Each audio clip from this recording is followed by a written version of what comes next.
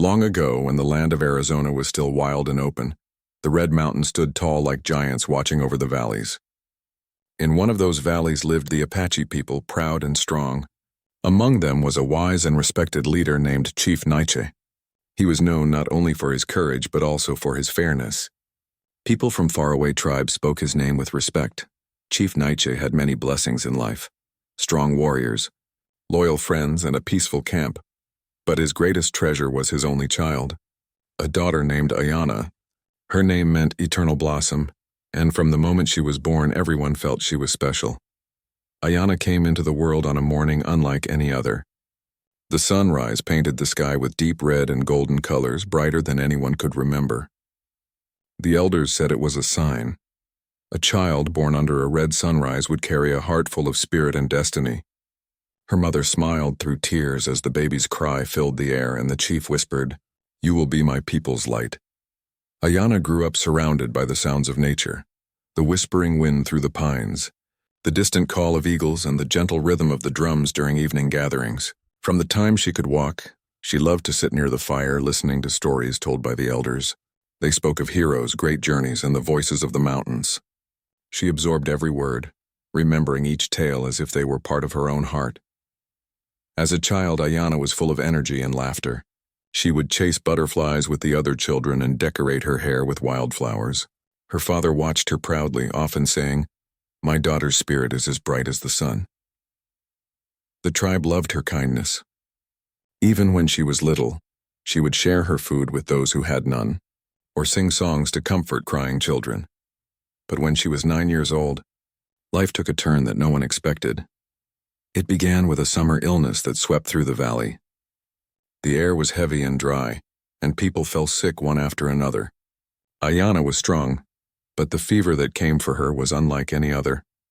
Her mother sat by her side night after night, cooling her forehead with damp cloths, praying to the spirits for her recovery.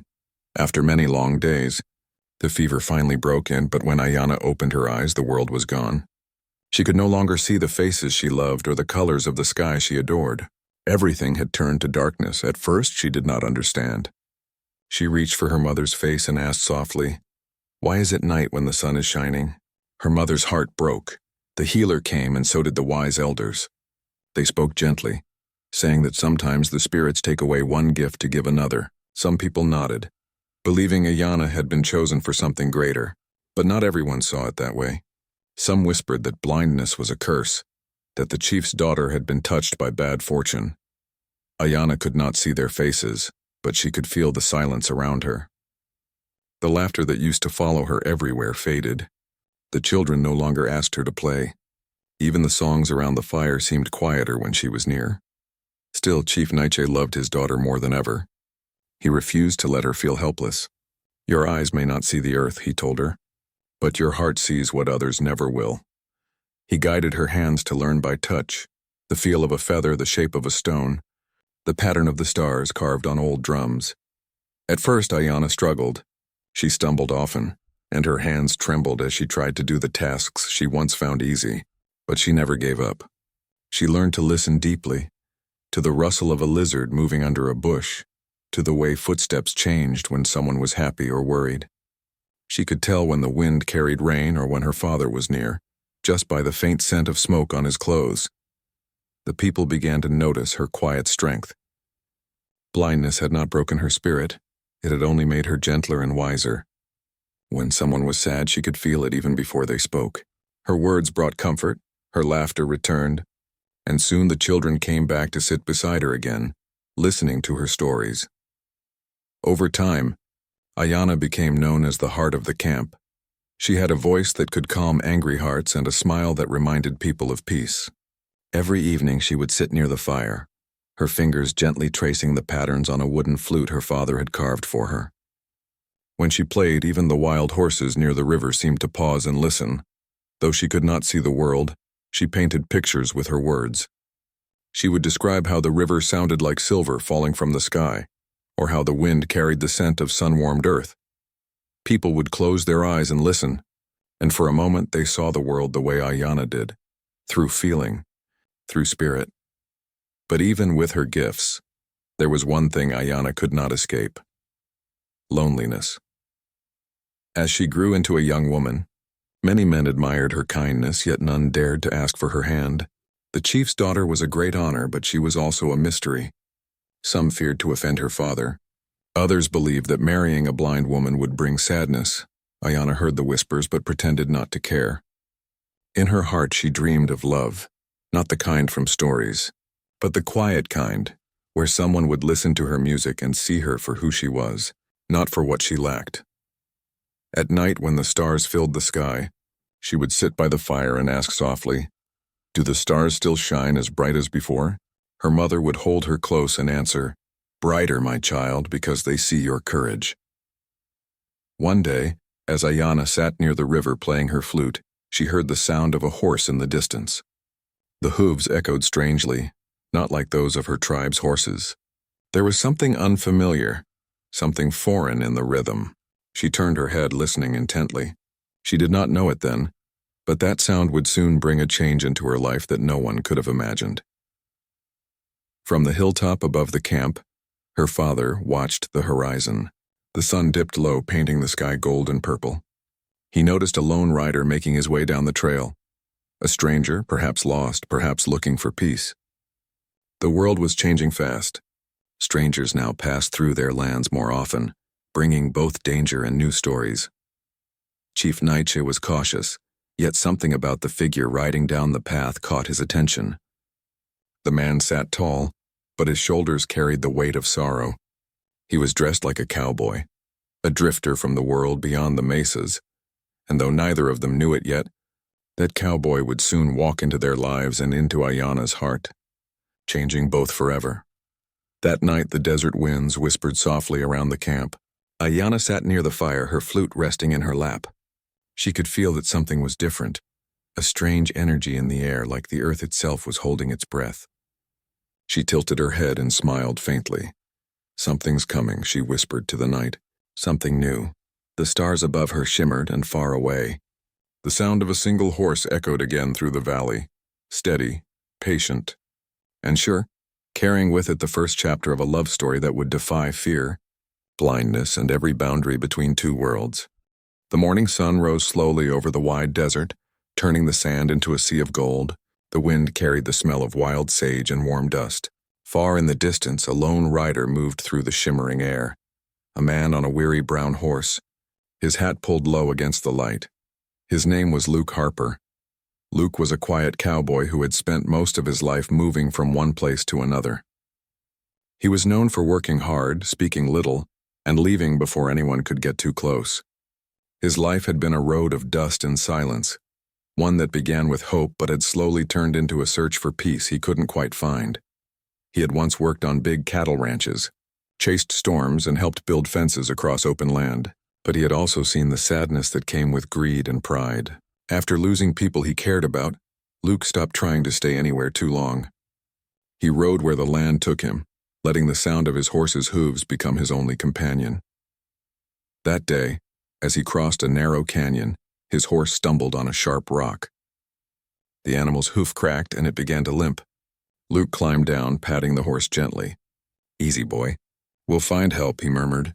But the land around him was silent and dry. No town, no road, just the endless desert stretching in every direction. By sunset, he spotted smoke rising in the distance. A campfire. People lived there. He followed the trail carefully, leading his horse beside him. As he got closer, he began to hear soft voices. Not English, but the steady rhythm of the Apache language. Luke stopped. He had heard stories about the Apache, proud, strong people who didn't trust outsiders. Most cowboys avoided their lands. But Luke wasn't like most. He believed that a man deserved respect until he proved otherwise. Still, he knew better than to ride in uninvited. He stopped just outside the camp and called out gently, "Hello there. I mean no harm. My horse needs help." The camp grew quiet. For a moment there was only the sound of the wind. Then several men appeared, tall, watchful, their faces painted with quiet strength. One of them spoke firmly. "This is Apache land.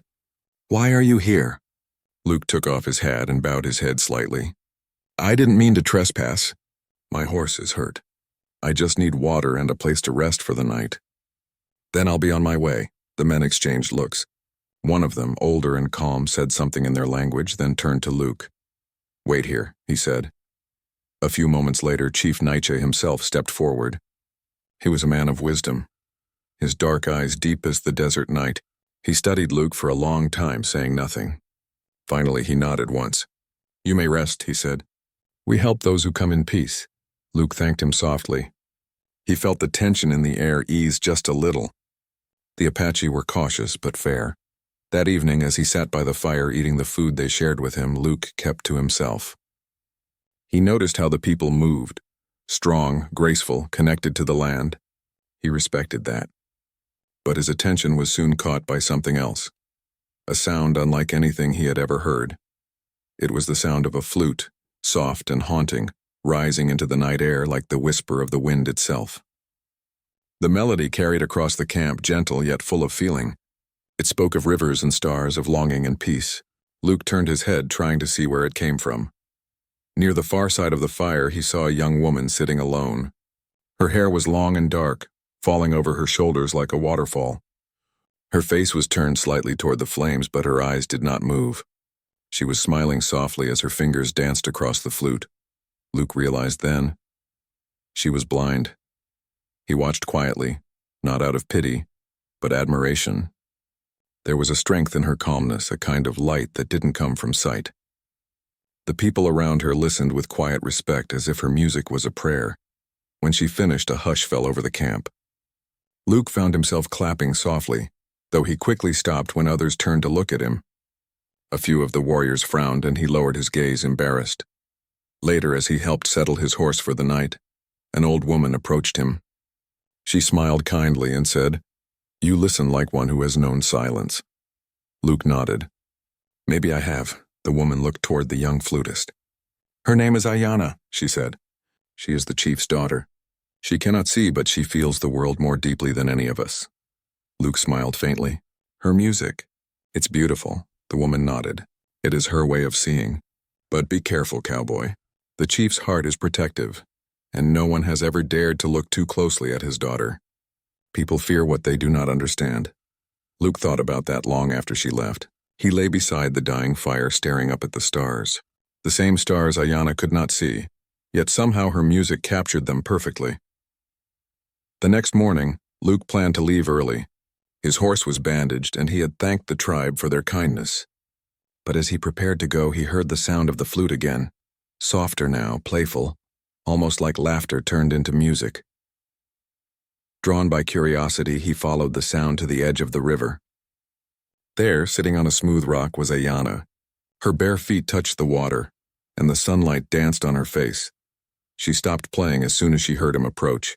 "You walk heavy," she said with a small smile. "You are not one of my people," Luke chuckled. "No, ma'am, I'm not. I was just leaving. I wanted to thank you." "For the music," she tilted her head. "You listened?" "Yes," he said simply. "It made the night feel peaceful." Ayanna smiled wider. "Then I'm glad. The river sings with me. It keeps me company when the world is too quiet." Luke didn't know what to say. He had met many people in his travels, but none quite like her. There was no fear in her voice, no bitterness, and only warmth. "You see the world better than most," he said gently. Ayanna laughed softly. "See, I don't see anything." "Maybe not with your eyes," Luke replied. "But you see with your heart." "That's rarer." She fell silent, thinking about his words. Then she asked, "What do you see when you look at the world, Cowboy?" Luke hesitated. He looked at the open land, at the sky stretching forever. "I see a lot of emptiness," he said honestly. "I've been riding a long time trying to find something that feels like home." For a while, neither spoke. The sound of the river filled the space between them. Then Ayanna said quietly, "Sometimes home isn't a place. It's a feeling." Luke smiled. "Maybe you're right." From that day on, he stayed a little longer than planned. He helped fix fences, carried water, and mended tools for the tribe. The people watched him carefully at first, unsure if he could be trusted. But Luke never boasted or argued. He worked quietly, always respectful. When someone dropped something, he was the first to pick it up. When the children played, he taught them how to whistle through grass. Slowly, the people began to soften toward him. And each evening, he found himself drawn to the sound of Ayanna's flute. They began to talk more, about the sky, the wind, and the dreams they each carried. Though she could not see his face, Ayanna said she could tell when he smiled, because his voice became warmer. Luke, in turn, said her laughter sounded like sunlight, but not everyone in the camp was pleased. Some of the young warriors began to whisper. The idea of a cowboy spending time with the chief's daughter did not sit easily in their hearts. They watched him closely, their eyes sharp with warning. Luke didn't mean to cause trouble. He simply found peace near Ayanna, the kind of peace he had been chasing for years. And though neither of them spoke it aloud, something gentle began to grow between them, like a desert flower blooming in dry earth. As the days passed, the air grew heavy with change. The tribe felt it, the land felt it, and Ayanna, even without sight, could sense it most of all. She did not know why, but every time Luke's footsteps approached, her heart beat faster, not with fear, but with a strange and beautiful hope she had never felt before. And so, beneath the wide Arizona sky, a story began to unfold, one that would soon test the courage of two hearts and the limits of what love could truly see. The days passed softly, like warm sand slipping through an hourglass. Luke had now stayed in the Apache camp longer than he ever planned. He told himself each morning that he would leave the next day, but when the sun set and Ayanna played her flute, he always found a reason to stay one more night. He felt something in this place that he had not felt in years. Peace. The people were still careful around him, but they were beginning to see his true nature. He worked with quiet respect, never raising his voice, never demanding anything in return. He helped the elders repair huts, taught the children how to tie knots, and shared food without counting who ate more or less. Yet even as the days grew gentler, a quiet storm was forming in the distance, not of weather, but of misunderstanding. The world outside the valley was changing fast. More ranchers and settlers were moving into Apache lands, bringing fences, cattle, and claims of ownership. Sometimes when Luke rode out to gather wood or water, he saw men on horseback marking the land with posts. He knew trouble could come from it, but he hoped peace would hold. One evening, as the sun melted into the horizon, Luke found Ayanna sitting near the same river where they first talked. Her flute lay in her lap, and her face was turned toward the sound of the water. "You're quiet today," he said softly, sitting beside her. "I'm listening," she replied. "The river sounds different." "How so?" "It sounds worried," she said with a faint smile. "Like it knows something is about to change." Luke sighed. "Maybe it's right." He told her about the men he'd seen riding near the valley, how they looked at the land like it was theirs to take. Ayanna's face grew still. She listened carefully, then said, "My father will want to know. He believes in peace, but not everyone believes with him." Luke nodded. "I know. I'll talk to him." The next morning, Luke went to the chief and explained what he'd seen. Chief Nietzsche listened in silence, his eyes fixed on the horizon. "The land does not belong to one man," the chief said finally. "It belongs to all who respect it. But those who do not understand this will bring harm with their ignorance." Luke agreed. "I don't want trouble. But if those men come here, I'll help you talk to them. I know they're kind. Maybe they'll listen." The chief studied Luke's face for a long time. "You speak like one of us," he said slowly. "You have an honest heart." "My daughter says the same." Luke's chest tightened. "She talks about me." The chief smiled just a little. A father knows when someone touches his child's heart, even if she does not see it happening. Luke lowered his gaze, unsure what to say. "I mean her no harm," he said quietly. She's special. She helps me see things I never noticed before." The chief nodded again. "Then you must protect her peace, not disturb it. Her blindness is not her weakness. It is her gift. Many men have wanted her hand, but none were strong enough to understand her soul." Luke didn't know if he was strong enough either, but he knew one thing for sure: he would never hurt her. Later that day, a group of riders approached the edge of the valley. They were cattle ranchers from a nearby town. Luke recognized one of them, a man named Cal Weston who had once worked with him on a ranch years ago. Cal was loud and proud, always ready to prove something. "Luke Harper?" Cal called out when he saw him. "Didn't expect to find you living with these folks. What are you doing out here?" "Just helping," Luke said calmly. Cal laughed. "Helping? You mean staying? You'd better be careful. These people don't own this land. The boss says we're putting fences up next week, Luke frowned. You'd better tell your boss to hold off. This is their home. They've been here long before your fences. Cal shrugged. Doesn't matter. Land's land. Whoever marks it first keeps it. That's how it works, not out here, Luke said firmly. You don't want to start something you can't finish. Just ride back and tell your boss to find another place. Cal stared at him for a moment, then shook his head. You always were a dreamer, Harper. Living with them, defending them. You'll end up on the wrong side. Luke's jaw tightened, but he said nothing. He simply turned and walked back toward the camp. That evening, he told the chief what Cal had said. The chief was calm but serious. Words can start storms, he said. But storms can be faced with patience. We will not strike first. Luke nodded, feeling respect for the old man's wisdom. When Ayanna heard about it, she said quietly, You are not one of us by birth, but your spirit belongs here. Her words warmed Luke's heart. He smiled gently. Maybe that's why I found this place. Maybe I was meant to. From that night on, their friendship deepened. Luke spent more time with her, describing the sky, the mountains, and the colors of the sunsets she could no longer see. She loved the way he spoke, careful, patient, painting pictures with words. In return, she taught him how to listen to the world around him, how to tell when rain was coming by the sound of the wind, or when someone was nearby the change in the air. They shared quiet laughter, small secrets, and moments that spoke louder than words. But as their bond grew, so did the whispers. Some of the younger warriors began to murmur among themselves. The cowboy spends too much time with the chief's daughter, one said. He is not one of us. He will leave, and her heart will break. Chief Nietzsche heard these whispers, but he did not act on anger. Instead, he watched. He saw how Luke treated his daughter. Never out of pity, never out of pride. There was respect in his every gesture. Then, one afternoon, a message came from a nearby settlement. The ranchers wanted to speak to the chief. Luke offered to go with him as a translator. When they arrived, the meeting was tense but calm. The ranchers were firm about expanding their land, but Luke spoke kindly, explaining the importance of peace and understanding. After many hours, a small agreement was made. The ranchers would move their fences farther west, away from the Apache Valley. It wasn't victory, but it was safety, at least for now. When they returned, the chief called for a celebration. Music filled the night and laughter danced like sparks around the fire. Ayanna played her flute again, her song full of light and hope. Luke sat nearby, his eyes fixed on her. He didn't know what tomorrow would bring, but in that moment he felt whole. After her song ended, Ayanna turned her face toward him. You were brave today, she said softly. Luke smiled.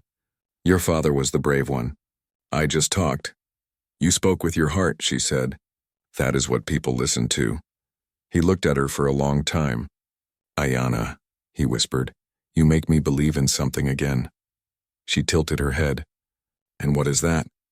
That maybe I can still belong somewhere. Ayanna reached out, her fingers brushing his hand. Her touch was light, unsure, but it sent warmth through him. You already belong, she said quietly. The firelight danced between them. Neither spoke for a while. The night felt endless, wrapped in peace, but far away, beyond the hills, another campfire burned, the rancher's fire. Not everyone was pleased with the chief's decision. Some men still believed the land should be theirs. The wind carried their talk across the plains, words of greed and pride. Back in the valley, Ayanna's music floated into the night like a prayer, unaware of the change waiting just beyond the horizon. Luke listened to her song, his heart steady but uneasy. He had found peace here, and he silently promised himself he would do everything to protect it. He didn't yet know how soon he would have to prove that promise, nor how deeply Ayanna's faith in him would be tested. But for now, in that quiet desert night, only the sound of her flute filled the air, gentle, beautiful, and full of hope. Days passed quietly in the Apache Valley. The sky was wide and blue, the kind of blue that seemed endless. The troubles between the tribe and the ranchers had calmed for a while, but inside the hearts of the people, change was still moving softly, like a wind that could not be seen but was always felt. Luke stayed in the camp, not as a guest anymore, but as someone who belonged. The children liked him, the elders respected him, and Ayanna. She trusted him with a kind of faith that came only from the heart. Every morning, Luke would wake early to help the men gather wood or repair fences. When his work was done, he would sit with Ayanna near the river. She always seemed to know when he was coming, even before he spoke. "I can hear your footsteps," she would say with a small smile. "They sound like the earth is greeting an old friend." Luke laughed softly. "That's a fine thing to say. You make everything sound like poetry." "Maybe it is," she answered. "The world is full of songs. Most people just forget how to listen." And she helped him listen. Ayanna taught Luke to notice small things.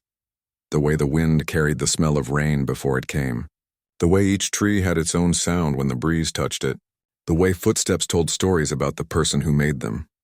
In return, Luke described the world she could not see. He told her about the colors of the desert flowers. Yellow as sunlight, red as clay, white as morning clouds. He told her how the sky turned soft pink at dawn and deep violet when the day ended. She listened with her head tilted slightly, her eyes closed, her smile gentle. "When you speak," she said once, "it's like I can almost see again." Luke's heart felt full whenever she said that. He had never thought of himself as special. But when she spoke to him like that, he felt like maybe his life had led him there for a reason, to be her eyes, and to learn from her heart. One afternoon, while they sat by the water, Ayanna said quietly, "Luke, do you ever wish to go back to your old life?" He thought for a moment before answering. "There's nothing to go back to. I used to think life was about finding the biggest ranch, the fastest horse, or the next job. But none of it ever felt like home. I guess I was looking for something that couldn't be bought." "And did you find it?" she asked softly. He looked at her, the sunlight reflecting in her dark hair.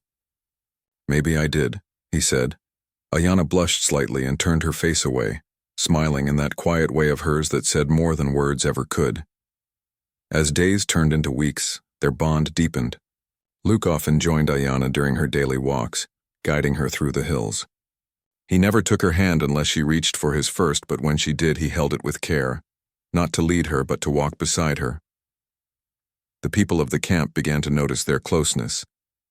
Some smiled in secret, others watched in silence. The chief observed quietly, never speaking against it, though his eyes carried 1,000 thoughts. One evening, Ayanna's mother, a kind woman with gentle eyes, spoke to Luke as they sat near the fire. "You have brought laughter back to my daughter's face," she said. "For many years she carried her blindness like a heavy blanket. Now she carries it like a feather. That is your doing." Luke felt humbled. "She's the one who gave me peace," he said softly. "She taught me how to see what really matters." The mother nodded. "Perhaps both of you were meant to heal each other." That night, as the moon rose over the desert, Ayanna played her flute again. The melody was soft, full of love and light. It was different from her usual songs, more hopeful, more alive. Luke listened, his eyes fixed on her. Every note seemed to reach into his heart, filling the empty spaces that had been there for so long. When the song ended, there was a long silence. Only the sound of the fire crackling broke it. Then Ayanna turned her face toward him. "Do you ever wonder," she asked, "why people are brought together?" Luke thought about it. "Maybe because they have something to give each other," he said. "Something no one else can," she smiled. "That sounds like something the wind would say." Luke chuckled softly. "Then maybe I've been listening to you too long." She tilted her head and whispered, "I hope you never stop." The next morning, Ayanna woke to find Luke already outside, carving a small wooden object with his knife. When she asked what he was making, he said, "Something for you. You'll know when it's done." For days, she tried to guess. Was it a flute? A pendant? A carving of an animal? He only smiled and said, "Patience." Finally, one evening, he placed something gently in her hands. It was a small wooden bird, smooth and light. The wings were spread wide and the details were delicate, every feather carefully carved. "It's a dove," Luke said softly. "It means peace and hope." Ayanna traced its shape with her fingers, her eyes glistening. "It's beautiful," she whispered. "How can I thank you?" "Just keep playing your songs," he said. "That's thanks enough," she smiled. "Then I'll play a new song. One for you." That night the camp gathered as Ayanna lifted her flute to her lips. The tune she played was unlike any she had ever played before. Soft at first, like the heartbeat of the earth, then stronger, full of warmth and life. It was a song about finding light in unexpected places, about seeing without eyes, and about love that grew quietly like a seed in gentle soil. When she finished, the people clapped softly, their faces full of emotion. The chief stood, pride shining in his eyes. "My daughter's song carries truth," he said. "It speaks of kindness, of two hearts finding peace. This is the song of our people, and the song of those who respect the land and its spirit." Luke felt a lump in his throat. He bowed his head humbly. That night, as the fire dimmed and most people drifted away, Ayanna and Luke stayed by the river. The moon was high and the air smelled of sage and water. "Luke," she said softly, "when you first came here, I was afraid." "Afraid of me?" "No," she said, shaking her head. "Afraid of what I might feel.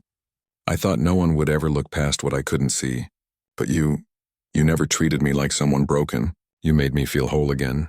Luke's voice was quiet. "You were never broken, Ayanna. You just needed someone to remind you how strong you already were."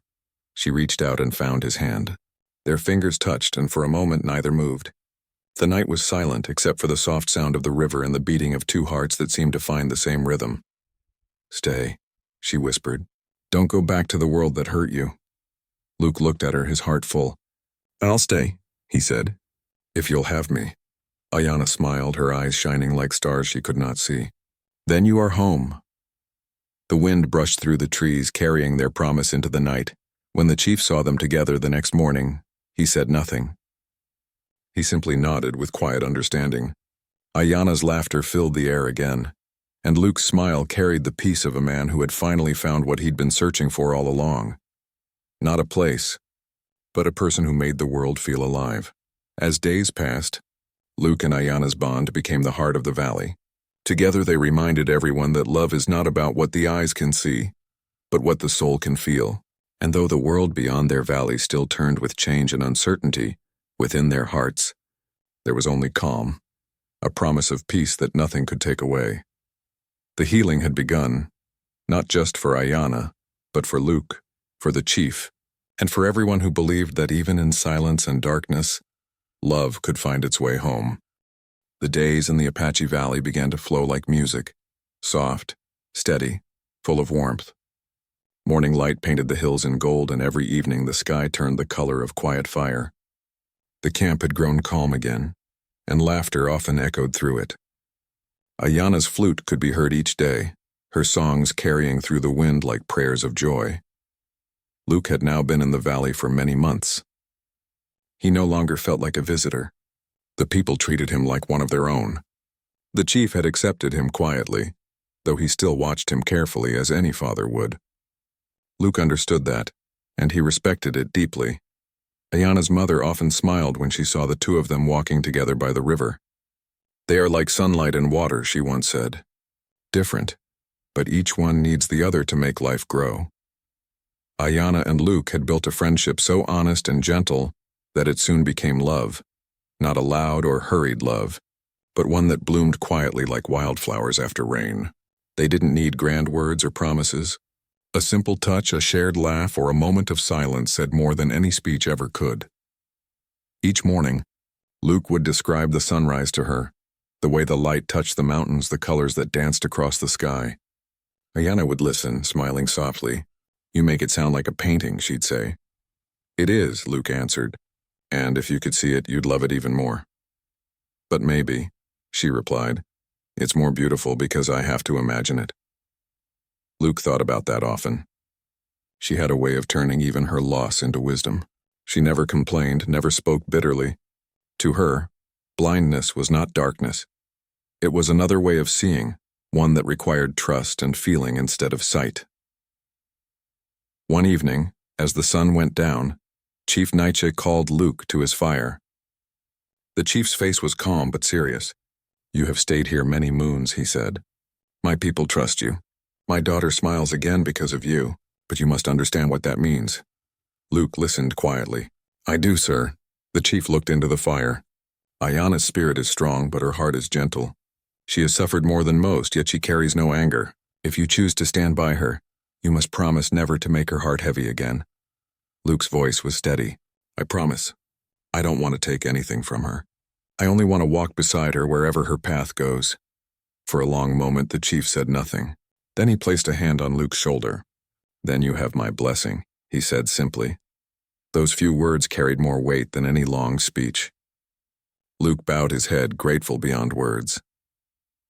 The next day, when he told Ayanna what her father had said, she smiled, tears filling her sightless eyes.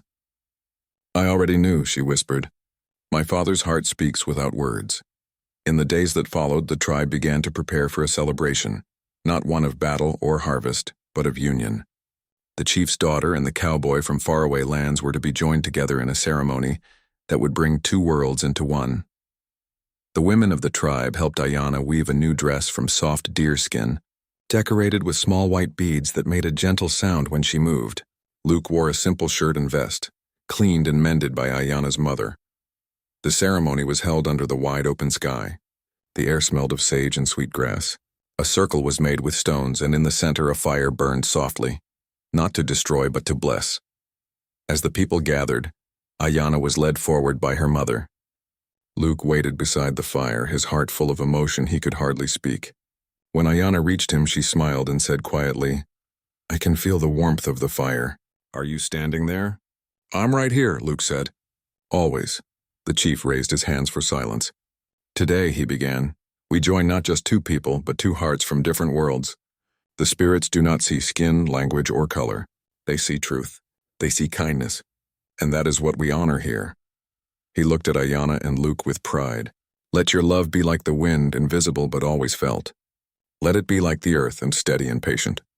And let it be like fire, warm and full of light." Then he took their hands and tied them together with a strand of woven grass, a symbol of unity.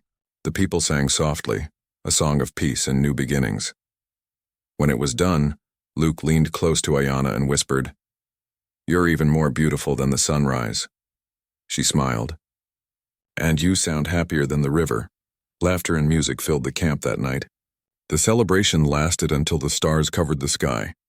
The people danced around the fire and Ayanna played her flute once more, this time a song of love and peace. Luke sat beside her, his eyes never leaving her face. From that night on, their life together began, simple, peaceful, full of small joys. They built a small home near the river, made of wood and stone. Luke worked the land and Ayanna filled their home with song. She would wake early, sit outside, and say, "Tell me about the morning, Luke." And he would paint it for her with his words, every color, every shape, every shadow.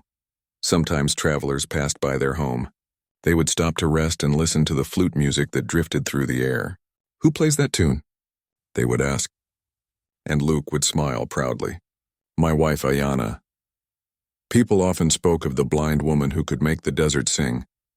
Her kindness became known far and wide. Those who met her said she could make anyone feel seen even though she could not see herself. Years passed gently. Luke and Ayanna grew older together, their bond deep as the roots of the cottonwood trees by the river. They faced hardships too, storms, drought, and the changes brought by time. But they faced them hand in hand, never losing the peace they had built.